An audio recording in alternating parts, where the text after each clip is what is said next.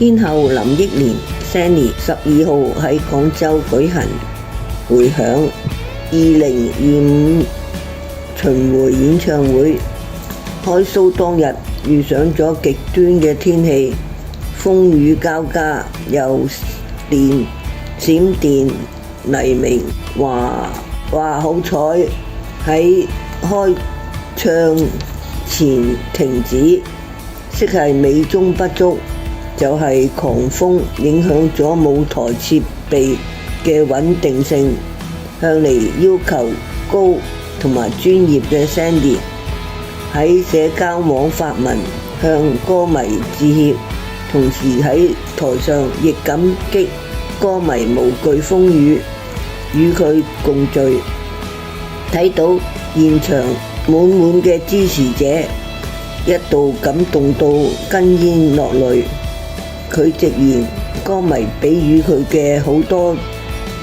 力量，覺得無力或者係困難嘅時候，一起喺歌曲同埋回憶裏邊找到調整同埋勇氣。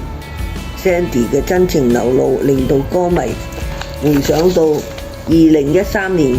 嘅廣州演唱會上面，佢亦演唱至少還有你時，因為情緒波動而流淚。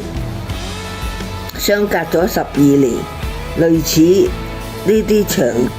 景同埋氣氛重現喺網上，因為情緒波動而流淚，喺網上留言指佢呢位都市情歌女王用眼淚敘事。歌手 Sandy 林憶蓮早前被傳要籌備入行40週年嘅演唱會，而推卻咗兩項音樂真人 show 聲生不息。大灣區季後日前傳出其演唱會而推卻所有節目，演唱會將於明年嘅2月22號開鑼。而上次一個人演唱會係由2016年3月開始嘅造樂者世界巡迴演唱會，一直唱到2018年1月嘅上海站，完成咗一共32場。佢未有再開 show， 如今明年落實喺深圳開唱，即係佢係相隔7年後重踏只屬於自己嘅舞台，並且正式係官宣嘅。歌迷對 Sandy 開 show 有期待，亦有失望，皆因除咗可以再見天后嘅風采同埋觀眾能夠聽到靚聲之外，亦討厭點解唔喺香港開 show 呢？不過消息尚未官宣，而佢最近更新咗社交網上截咗一張靚相，留言為過往嘅交織只係為咗和你相遇，尋找最初嘅自己，似乎係為咗唱歌而作好準備。歌手林憶蓮嘅回響2025巡迴演唱會由今年2月於深圳展開首站，曾到過廈門、南寧、昆明、武漢、廣州等地開 show。昨日則係喺南昌站開個唱，並公佈7月份將去澳門演出。上次喺廣州演出遇上咗極端嘅天氣，橫風橫雨，幸好開 show前停止，但大風都令到音響有所影響嘅。現年54歲嘅莫文蔚近日喺蘇州舉行大秀一陽演唱會，吸引咗唔少嘅粉絲捧場支持，現場氣氛相當好，但因為雨天關係使到個舞台濕滑，令到佢表演過程中不慎跌倒咗2次，但係佢都以極速極快嘅速度站起嚟，繼續演唱，展示出多年來舞台應變嘅能力，獲得不少網民嘅極讚。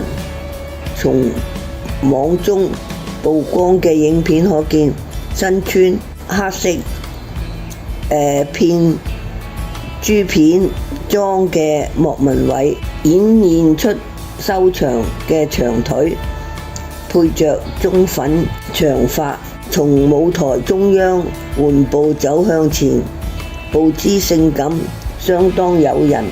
但當佢停下嚟，轉下嚟，準備擺另一個 pose 嘅時候，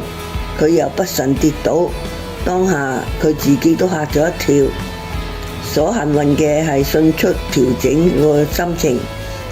極快地站起嚟繼續表演，當着大家面前擺出多個狂野性感嘅 pose， 當沒有事情發生，顯得相當專業。但萬萬沒想到，另一個表演環節中，佢喺升降舞台前邊跳舞時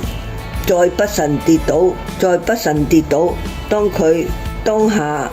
快速咁站起嚟繼續表演，令到唔少嘅網民紛紛激讚。而佢事後喺微博留言表示，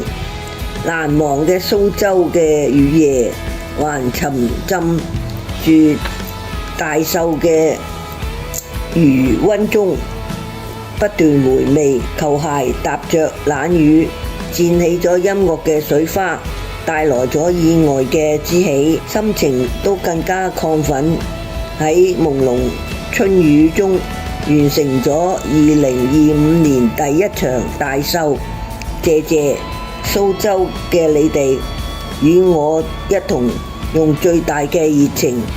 為彼此編織咗最熱烈嘅願。